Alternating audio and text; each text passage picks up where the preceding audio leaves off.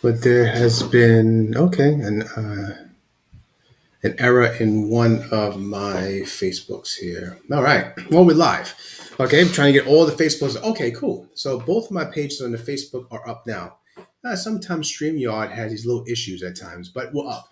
So what is up, everybody? How are you? Let's get my lights right over here, so I'm a little like a vampire or something. Although that's my next movie, so maybe it's supposed to be like that. Mm. Hey, what's up, everybody? This is Barry Gaines of Gaines Entertainment and GainesCon. And you know what? This past week has been like just really busy for me, just trying to catch up with everything. I didn't have time to come on live and thank everybody that was involved in my inaugural event, GainesCon, the action, sci-fi, fantasy, and horror film festival that actually is in the books. So the first one is in the books, guys. Everyone out there who assisted in me, thank you so much. My wife, my stepmother, Christian cousins, Sean Genther. Man, we had so many people. Kristen Kittle, a lot of people who put their time in to help me out, just to kind of get this off the ground. And you know what? And just the talented artists and content that I have received just to make this, put this film festival on the right path. And those have seen the movies when I showed it on the 19th and 20th of November, see what I was talking about. I mean, I had some great work that came across my desk, and I just had to put it in there from local filmmakers here in Florida, from all the way to Australia.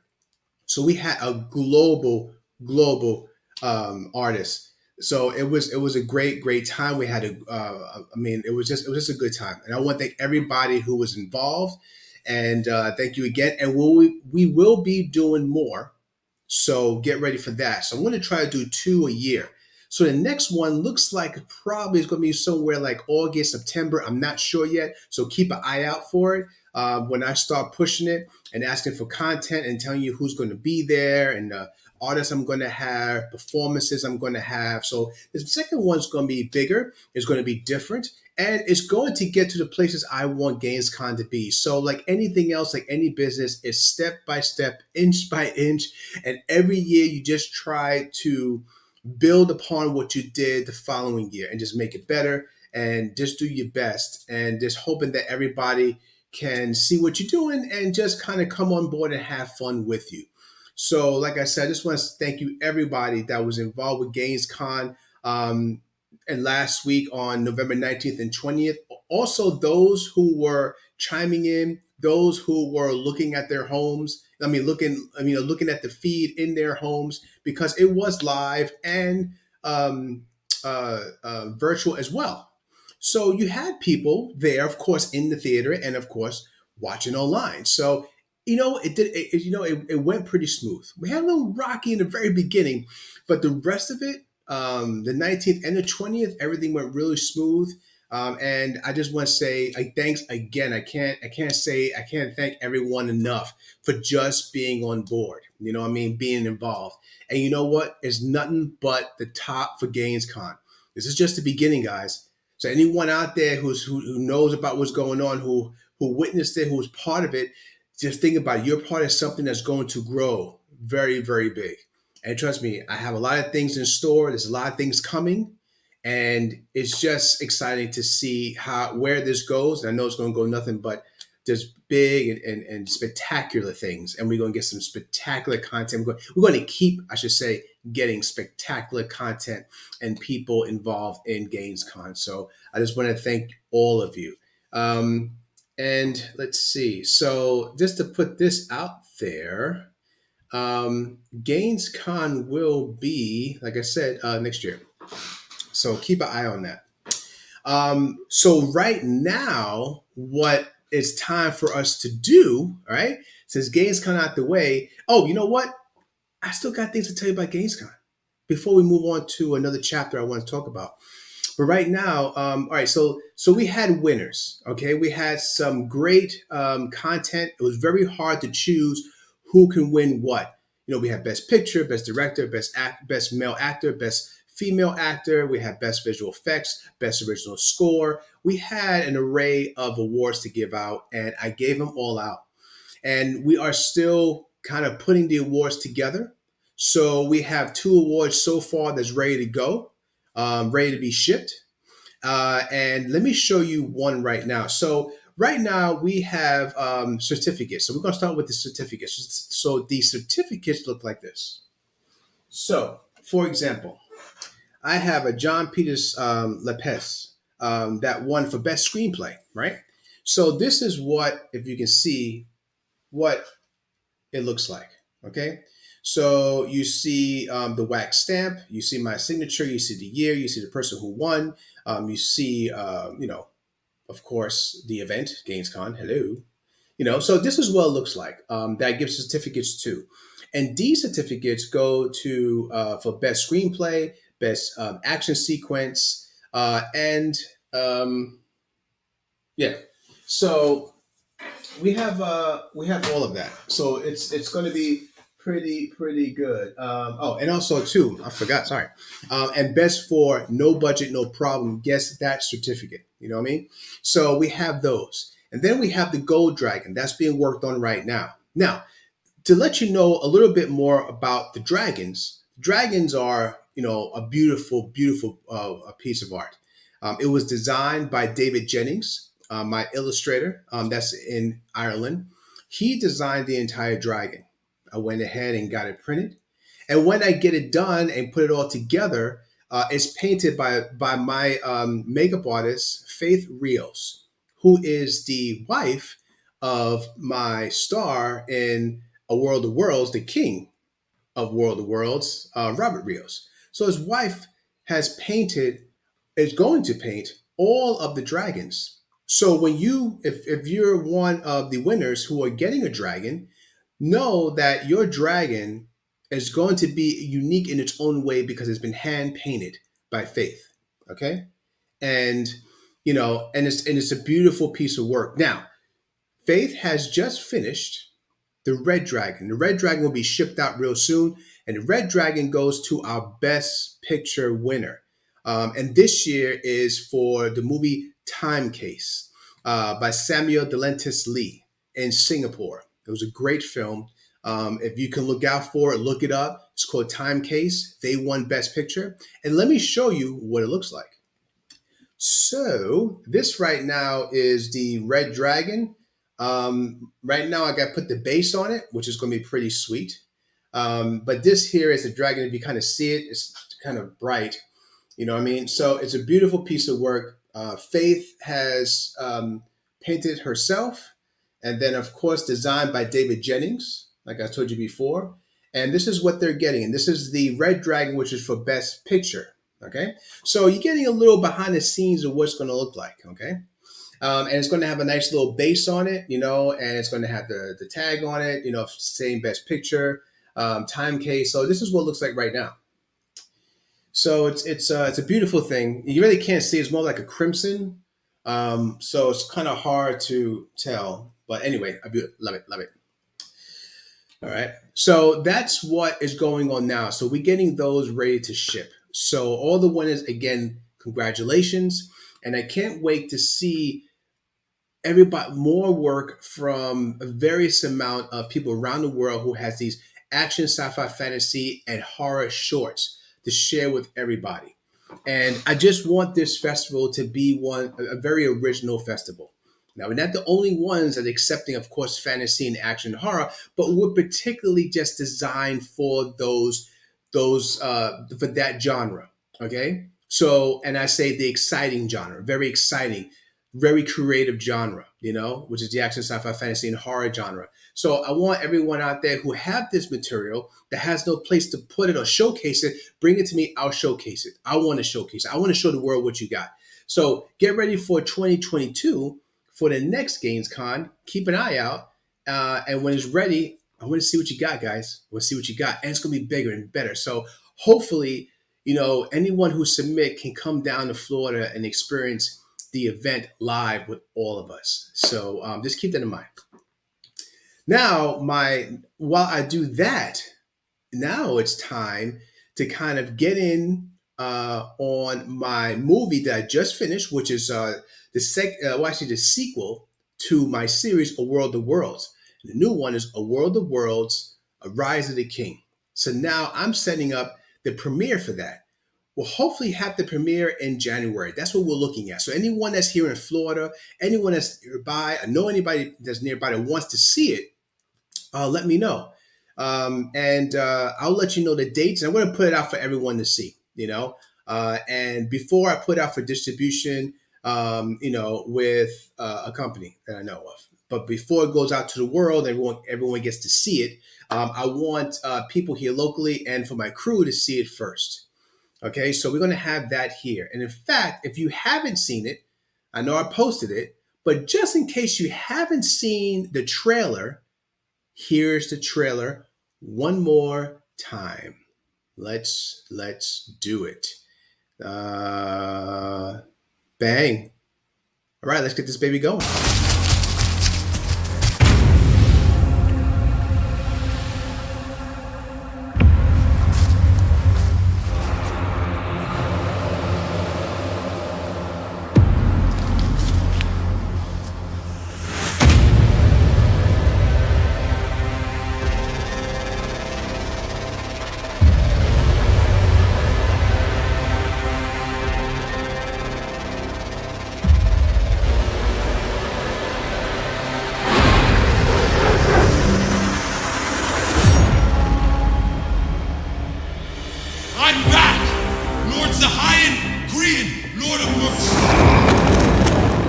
So the crystal worked. It did.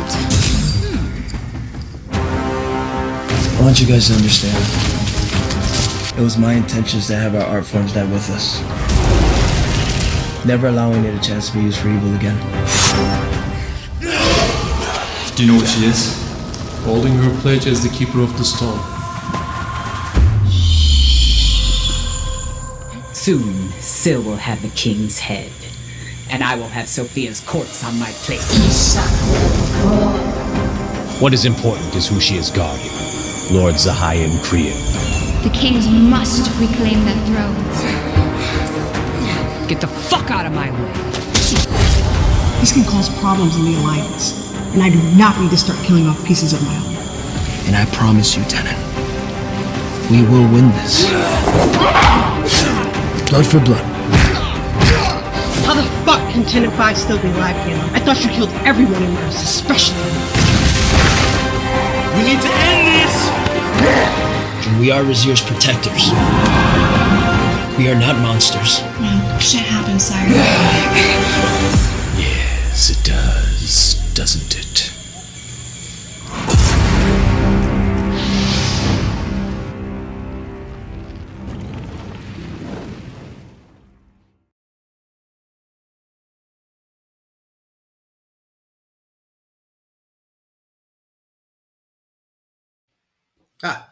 Now I can talk. I was on mute for a second. Anyway, so that is the trailer, as you see, for A World of Worlds, Return to King, and we're going to have the premiere in January right here in Florida, and we're going to be selling tickets for it, okay?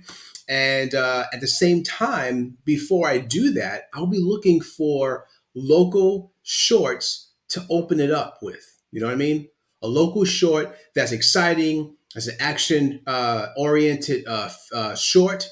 It could be a thriller. It can just be straight action. It just has to be exciting to kind of open it up, get people ready to see A World of Worlds, Rise of the King right after that. Okay. So if you know anybody or you're a filmmaker yourself locally here in Florida that wants to have your film displayed, open it up for me. I would love to see your work. I'd love to see it and have it open for me. And you know what? At the same time, bring your crew, bring everybody with you. Let's just have a good time that night. That's going to be probably in late January. So if you know anybody, let them know. I don't know the exact date yet. I'll be throwing it out there pretty soon. So just kind of keep that in mind. And also, for Return to King, I haven't had time to really kind of get into it and talk about it, about this film, because it took us a while to kind of get this completed. It took about 3 years and change. Okay, just because, of course, the pandemic pushed us back a year and change too. But altogether, that's how long it took. It took a lot of work, and been working at this for a while. and everybody has. You can see when you see the characters and you see the actors in here, everyone grew with this. We've been at this game with this series for about 5 years now. So it's been a long time, but just trying to get everything done and just trying to do a big film as big as we could possibly get it with hardly any money. We just kind of, I'm just putting whatever I have into it, trying to get the best I can with the resources I have. You know what I mean? But my actors are big budget. I mean, my actors, my performers, those guys make the movie feel the way it should be. And that is grand. That is epic. And their ability, I mean, their performances, their role just kind of puts my movie where it needs to be. Now, it's my job, of course, to kind of get the locations and everything to reach those. But trust me, and don't get it twisted. This movie is for real. You know what I mean? The actors are for real. We're very proud of this, and I'm very proud of them. And I can't wait for everyone to check it out. Now, this is an independent film.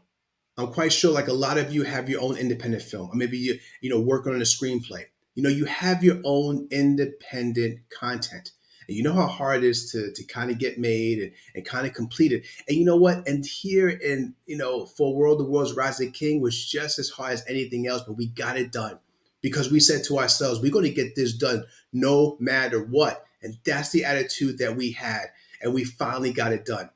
When I was working with everyone in post just to kind of make sure everything was right. I mean, I do all the editing, I do all the filming, I do all the writing, I do all the sound design. But what I don't do is the visual effects and the music. And those are done by two geniuses. I'm not even going to, those guys are brilliant. Okay. So right now, so that the visual effects was done by a gentleman by the name of Prakash Kamarajan. Look him up. Okay. He was part of the visual effects team in an older film. Was it? I always forget the name of the film. John Carter and Total Recall that came out in 2016. Where he was on the visual effects team. So if you really look at Total Recall, he was part of that. So that's my guy. He's the one that's actually doing my visual effects. So I'm very fortunate to have Prakash on my side all these years. And also my new composer, which is Andrea Bellucci. And Andrea Bellucci is actually brilliant. He's from Italy, and he's back and forth, but he's from Italy, and he did a spectacular job on the music. And if you just saw when you watch the trailer again, that's his music. And that type of big, epic, strong, just full of body sounds is what you're going to find throughout, A World of Worlds, Rise of the King. That's going to come to you. When you see this thing, when you hear this in the theater, it's just going to be grand. And that's what we're going for. Because we always say, no, it doesn't matter, how much money we have or whatever, and, what we don't have. We worry about what we have and what we want to do. And we're not going to stop. Trying to give something big, bold, adventurous, sexy, and just engaging because we are limited with funds. We're going to do the best what we have. And I'm going to tell you what, we may not have a lot of money, but the people that's involved in this movie, from the actors, from post, of course, everyone involved, all are high end. We did our best with what we have, and I think we did a fabulous job. I can't wait for you guys to see it. I really can't. You want more information, please just let me know. So before I close out, well, actually, I have something else I want to talk about too. But before I close out on this subject, I just want to give a shout out to the team of A World of Worlds. I mean, we have been at this for a while. So let me let you know who it is. You know what? When I say these names, look them up. Look them up in Facebook. Look them up in Insta and Gram. I mean, look these guys up. These guys are for real. Okay. So, look up Robert Rios. I mean, look up Daphne Averill Bless. And look up Constance Payne. Look up Ivory Daniel Lloyd. Look up Derek Wolf. Look up Zachary Vasquez. Look up Desiree Rosbeck, who just got married. Congratulations again, Desiree. Look up Sean Genther, who's been in the game for a while. Look up Sean Orlando Francis, who's been in the game for a while. So, and I said before, look up Prakash Kamarajan, and also look up Andrea Bellucci as the composer. Also look up Daniel Palacia, who plays Syl, who's the evil warlock. Look up Maria Levy, who plays the painted god Erasmus. We have a spectacular cast. And those names, if you didn't get those names, just rewind it and then hear them again, look them up. They're a spectacular cast, and all those guys are involved. We even know newer guys like Nicole Dreger is involved in it. And we have so many people. So, I mean, if I miss anybody, I do pardon. But, we have so many people, so many great talents. And so look those guys up. Really do. I can't wait for you guys to see it. I'm going to be promoting more on A World of Worlds, Rise of the King. That's coming out really soon. We're going to have some promotion going on. Like, for example, I'm going to try to get everybody together to do a quick Zoom session, and we're just going to all get together and just chop it up. Talk about the process, talk about just the time it took to get all the scenes we wanted. Actors talking about their process and how we thought about it. And, the movie is just a continuation from the first. So I want all of you just to kind of check it out, spread the word. You're going to hear a lot about A World of Worlds, Rise of the King, much more than you did before or have already, before GainesCon. So since GainesCon's in the bag right now for the first one, let's get on World of Worlds, Rise of the King, guys. It's going to be magnificent. I mean, so let's get on that. I will talk about it more later, about the process, about what I did, what the story really kind of hangs on, where it's going, where the characters are going. I want to speak about that a little more later for another time. Okay. So next time I come on, I want to get really into that. So if you're interested, just look out for when I'm live again, and I'll be really getting into that. Now, the other subject I want to speak about tonight is going to be just you as a filmmaker. If you're a filmmaker out there, as an indie filmmaker, doesn't matter what level, but really I'm aiming for people who just want to kind of get it done. And this may also go for people who already have done it, and this is just my opinion, like my analysis. We are always growing on our process and things that we need to know, and just the whole process of just making an independent film and how you want it to be done. So in short, I'm not going to lay on this too much, be too long with it. So be interested. Hang back, get something to drink real quick. And I'm going to go through a few things, actually several things that I feel is vital to make a really good film, and period. Just period, just a good film. And what you need to do if you are at a point where you're like me, where your resources are limited, you can of course get a camera and stuff like that. But what can you do to kind of make your film look right, and make it interesting enough for people to see? So let's get down to brass tacks. So the first thing I would say is, I have an idea, right? It's obvious, right? Just have an idea. Don't even write anything yet. Just have an idea. Just understand what you want to do. Like what kind of feel makes you feel good about any film?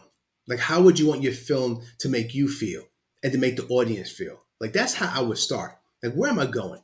So once you get what you like, a lot of times that's not hard to do. You know what you like. You know what you're into. You know what I mean?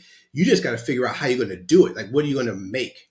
So once you get an idea of the feel that you want to have for the next one, like whatever movie you want to make, get that down. Now, you got the feel. Cool. Now you say you want to get a script. Now, I'm going to just talk about and aim for those who are actually writing their own scripts. Now, if you are someone who has a script and you love what the script has, this still applies, but right now I'm just going to lean more if you are actually writing the content yourself and you just want to get it going. So the first thing you want to do is one thing, is that when you write, okay, any idea, don't worry about how pretty it looks on paper or how you have your margins when you type. Like, don't concern yourself with any of that. Just write. That get your ideas down. Now, the way to do it, to structure yourself, the easiest way to do it first is first write what the story is about, just in a ballpark. Don't get too much in the weeds yet, but just a ballpark figure. It's a ballpark idea. Get that down. Once you get that down, then you can worry about, okay, so who is the main character, right? And you say, okay, well, the main character is this, this, and this. Okay, now, When you get your main characters, just get the main characters first. Don't worry about the ancillary guys. Don't worry about the co-stars. Well, you can worry about the co-stars, but if you want, but just get the characters that you know so far that you will like involved. Okay, it could be one person, doesn't matter. Just get somebody on paper, and when you do that, write a backstory. Something small. It doesn't have to be too elaborate. If you want to make it elaborate because you really in tune with it, it's up to you. It's just you want something to give you some type of a base of how this person will react to situations that you're going to put them in. So you don't want to kind of do it on the fly. You don't want to write the story and then think about what the character is going to do as these situations you put them in come about. What you want to do is get an idea of what the character is about first, how tall this person is, what they look like, their abilities, just their background, like who they are. Okay. And I'm telling you what, when you start doing that, this may sound a little corny, but it's true. It starts writing itself. Like you actually would add to your story because as you are getting into the character itself, the story starts to grow. It really does. It starts to kind of also just start to spread out. It starts to be bigger. The wings start to be more flourishing.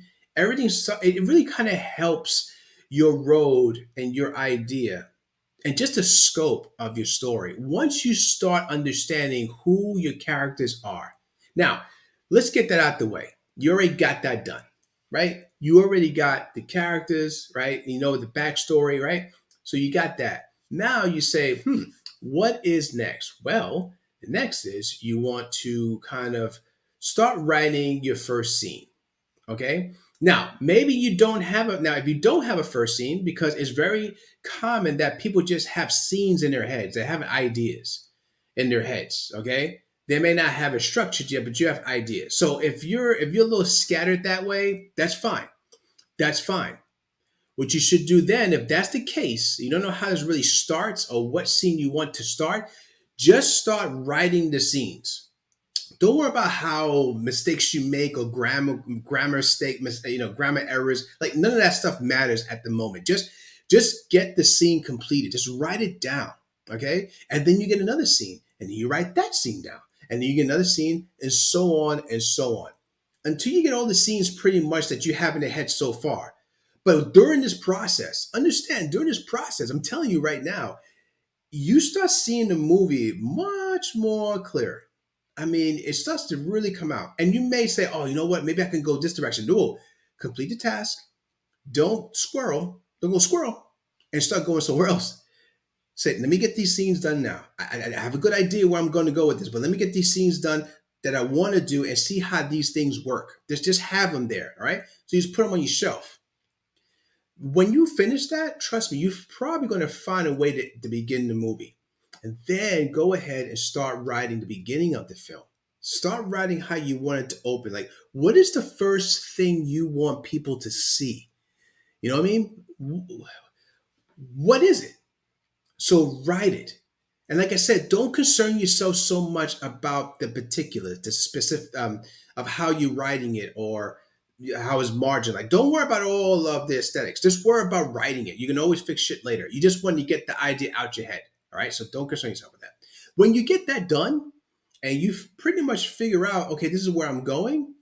I want to jump here, guys, just right to the point where you figure you pretty much almost have all the script done. Then you take your time and start writing the script as you go.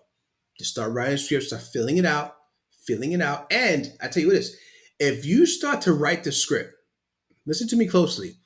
If you start to write the script and a character starts to like emerge, out of the blue because you want to add them, of course, add them, but hold for a second and say, let me write a little bit of a backstory. If this character is going to be more than an in and out, if someone doesn't really matter, doesn't really matter. Maybe just a flyby.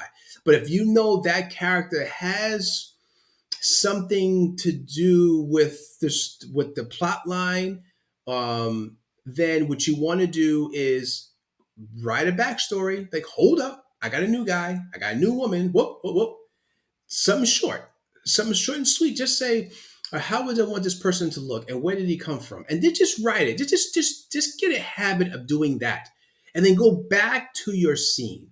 And when you go back to the scene, you'd be very surprised how much your scene flushes out a whole lot more than you initially was about to write.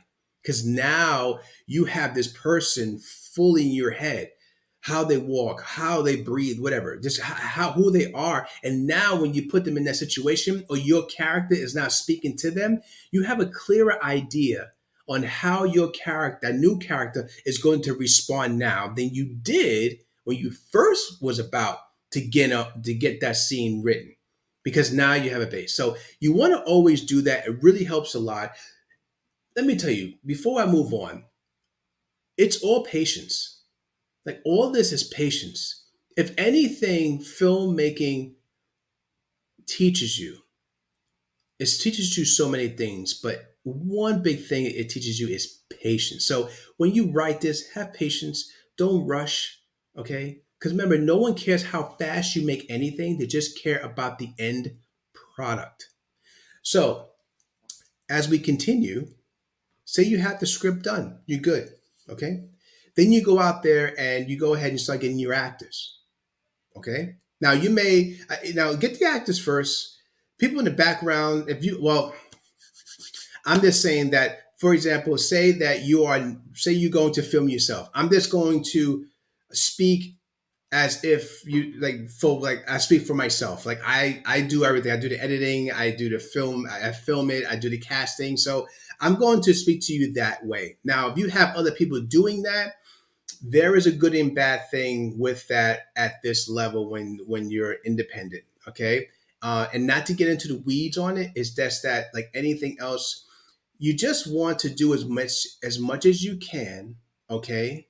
Um, because then you really would get your story more to the place you originally want to have it, without having too many hands in the pot steering you from this direction, this direction, this direction. Don't worry about what everyone says they have on their set, okay? Don't worry about that, because right now, listen, when you start getting bigger sets, I'm just gonna be quite honest and quite blunt about this. There's a lot of fluff, and you don't want fluff on your set. You don't want fluff around you. And what I mean about fluff, it's just people just there hanging, or just do a few things here and there, not really doing much of anything. It's just looking like, hey, I have a big production, so I look good. Don't worry about aesthetics. No one cares about how many people. Numbers do not make your movie better or worse. It's just numbers. So the less you have on your set that you can deal with, a lot of times it's better, as long as you can. Now, depending on what you're doing, you're gonna need people for whatever, gaffers if you want to do that. But if you're a lower level like gaffers and stuff like that, guys, I mean, just get your boys, get people to kind of work these things out. You're not a big production, and if you don't have it, you don't need all that. You really, really don't. I mean, because the technology that we have now is not like it was back in '85 when you're actually using celluloid, and how it required to even work with those cameras then. Cameras pretty much do everything itself. You don't have to do too much. It does it for you. So don't overthink it. All right. Don't overthink it. You know what I mean? Of course, set the cameras up the way you need to, get your ISOs right, your tints, all those things, but it's not that hard like it used to be. So don't overthink it, and don't make it as if this is an enormous project. It's not. No matter what they say, it's not. Trust me, it's not. Okay. If you get to a larger production, yeah, you can get into that because cameras get a little more, intricate. But the way cameras are now, I'm telling you, everyone knows it's not just your lighting is everything. Okay, your white balance and stuff, that's automatic. If not, you don't do it yourself. Gray screen it, whatever. It's not that hard, and it's not that difficult. So don't overthink it. So just get that, understand that. Anyway, so let's get down to filming. All right. So you get your team. Now, before you get your actors and before you get your crewmen and all that stuff, right? I'm going back to the main word and everything is patience. What you want to do too is interview people, get people that you can work with all the time. Don't worry about their credentials more than the person that they are. That's the key. Okay? because everybody that's on your set represents you, your taste, and your character. And that goes a long way.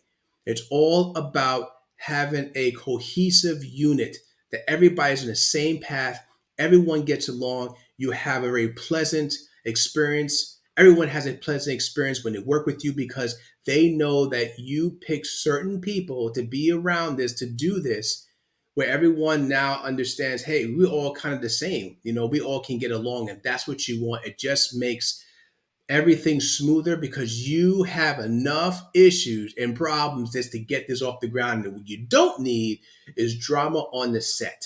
You just don't bring people in because someone said they cool or whatever. You just don't bring people in just because they're SAG. You just don't bring people in because they did a bunch of movies and they did really cool. You can always find somebody for you. Understand that. And you want to find the right person and people for you. So hold up with who you pick. Don't just start picking people because you want this fast. I want to hurry up, man. Yo, I gotta hurry up. We gotta do this. No. Nobody cares how fast you get shit done. Understand that. That doesn't make a better movie. Doesn't make a worse movie. It doesn't matter. So you might as well take your time and get everything right.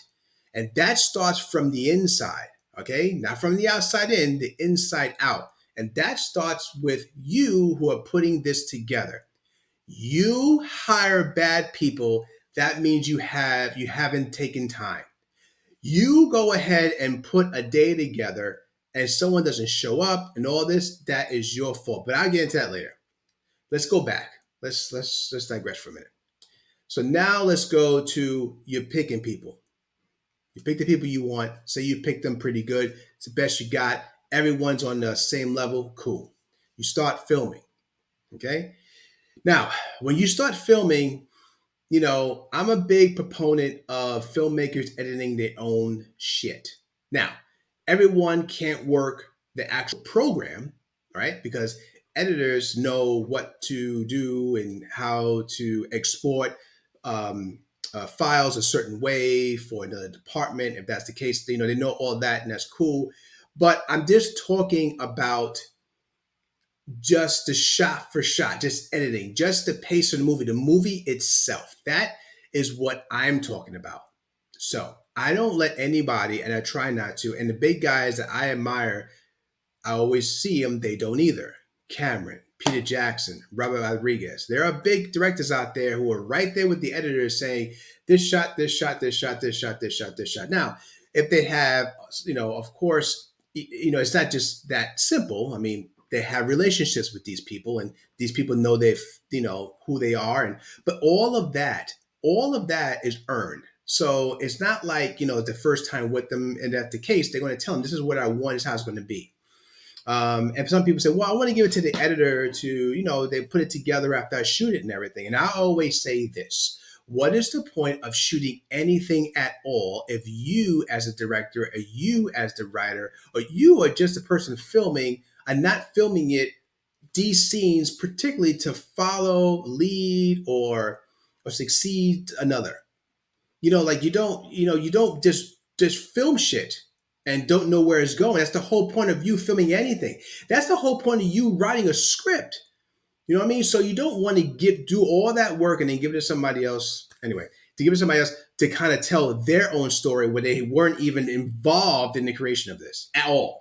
So all those idiosyncrasies, all those nuances that you told the actors to do and everything else, you only know that, and you need to be there, because at the end of the day, everyone just knows your name.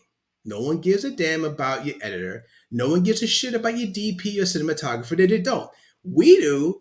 Of course, your peers do. But the people who are paying to see it, the public that would tell you whether or not you did good or bad, not the critics. I mean, not your peers. Your peers can love it, but it doesn't matter if the public that you're making it don't. You do it all the time, right? You see it all the time. You do it all the time. You see something, you like it, but then you hear like a critic or something, oh, I don't like it. Or you hear like, I don't know, you hear something from TMZ and people on the set love it and everything. And you see it and you like, oh, wow, this is really bad. This is not good at all. So it doesn't matter, because because your audience is your boss. Always understand that. That's the honest truth. You want to get into the big boy game. You know what I mean? I've seen it. I've been there. I work for Warner Bros. I work for Virgin Records. All those things, when you get to those levels, trust me, it's about numbers. It's a numbers game, and they worry about the people who are going to pay money to see your stuff. So I know I'm a little ahead of the game on that, but I just want to kind of throw it out there. So the only reason I pull that out and I want to tell you that is because as you go through the process of filming, you want to understand like, whoa, okay, so if I'm the director and even if I'm the producer, more so as director and whoever's acting, people just care about whether or not they're entertained or not. You know what I mean? So I got to make sure that whatever I do is what I really want to do, because you won't know if you did something right or wrong unless you were in on it throughout. Especially, if you're the director, you're the writer, if you're not involved from the beginning to the end, you won't know what you did wrong or what you need to work on or what people liked. You got to get a good feel, and you can't get a good feel at all if everyone else is chiming in on your shit. Like everyone else is putting in stuff that you didn't really plan to put in. And maybe it's a good idea. Not saying it's not. I mean, that's the whole point of having a crew. Everyone helps you out. You know what I mean? We help each other out. But remember, if you're the director or, the writer, you're the last call. Now, some people say, well, the producer's the last call. Well, you know what? It's one of these things. You can always leave. And then the producer then has to find somebody else. So really, who really has the upper hand? Who really is on the high ground? You know what I mean? Because, yeah, they could get another director, whatever, but it won't be the same as yours. And then also, too, you get to legal issues and stuff like that. So really understand one thing. Directors out there. Understand everyone knows they have the high ground. Depends upon where you're on the contract, but that's getting into the weeds and all that stuff. But just at this level, it's at our independent level. Everything's your name. You understand it, right? So no one cares about anybody else. They care about the actors that you have. They care about the subject that you are pushing. And they care about you. They don't know your name. So no one cares about anybody else. We do, because that's our family. They helped us out. So I don't want to get into that again. So anyway, let's go back. All right, so you are filming, you're doing all that, okay? So say you film everything is cool, you finished everything you possibly can, all right? You went through your issues or whatever. Now you're getting into post, okay? And that comes back again what I just talked about, okay? So, you're there, you're putting it together, all that. Now, I spoke about this before, and I'm always going to speak about this, because this is very important. And we see movies, independent films, even larger films, right? We see this, guys, right? We see shit that really don't need to be there. I mean, how many times you see the movie like, you know what? They really could have cut about 20 minutes on this. They really didn't need it. You know what happened with that? Ego. I've said this before in my other vlogs. Ego is a huge, huge hurdle. That's like the devil on your shoulder a lot of times when you make your film. It's always there and say, yeah, put it in, you put so much work into it, you gotta put it in. But your concern about any film that you do, right? Any film that you do, your concern is, I am doing this, right, to entertain everyone. I'm doing this so people can see what's inside me, to see my story. I want my story told the way I want to. And that's what you need to do. But then you do have to understand and keep this close to your vest. You have to put what's going to pull and keep pull the crowd in and keep your audience interested. You know what that is. Sometimes you get blinded because it's yours and you think this is really going to work, and then it doesn't. Whatever, you made this going to work and you put it in anyway. But you know what I mean? You guys know what it's going to take for your film, for everyone to engage in your film. If you have to cut some things out, then you just got to cut it out. So just do that. And I'm telling you right now, you do that, you can always come back with the director's cut or something later on, whatever. But you just always want to kind of, if you have to cut a lot out, then you cut a lot out. If you see the flow is not working right, because your main concern is for people to know your story. Your concern is to make sure that people are paying attention to the story that you created, that you want to tell. And if that means that you have to kind of take away some things to add on to people's interest, then you just have to do it. You know what I mean? So just do it. Yeah, there we go. Cool. Yeah, so just do it. You know, I mean, sometimes it's hard for you to say, oh, man, really want that in there, but you know what? You just can't. But it's not, you know, you're gonna actually, it's really gonna pay off for you. It really is. So, you know, I'm not going into the weeds of every little thing, but just kind of a broad spectrum of like just making an independent film, and making it work for you. It's just those little things, you got to keep in mind as you go through the process, right? Number one, you want to make sure that of course, you have an interesting story, and if you feel you have an interesting story, if a story that people are going to be interested in, then you make it. Two, make sure that you interview every single person that's going to be in your set. Make sure you know everyone that's going to be in your set. I'm talking about an independent level. I'm not talking about a big level when you have about 2,000 people or you even got 800 people. We're not talking about that. We're talking about, you may have 40 people involved or something like that. Whatever. Whatever. You make sure you know almost all of them, especially the close ones. You know, your actors, whoever's going to be your cinematographer. If you got a producer, obviously, but those are the people that are going to be close to you that you need to be able to get along with. And when it comes down to the other crewmen, you know excuse me, and particularly the actors, you want to make sure that everyone you got together can get along. So take your time with it. They'll still be throwing shit together and stand back and hopefully it works. They say, well, you're actors, you're supposed to do it. They're not robots. Understand that. They're not robots. And you'll learn real fast because feelings start getting hurt. Feelings start flailing everywhere. People start having issues because of you. Because you put them together. You didn't take time to see you may not work too well. Or you say, you know what? You work really well with everyone. I mean, you'll be perfect for it. Let's work on this. Let's work on this. I like your attitude. We could always work on this. Let's just do this.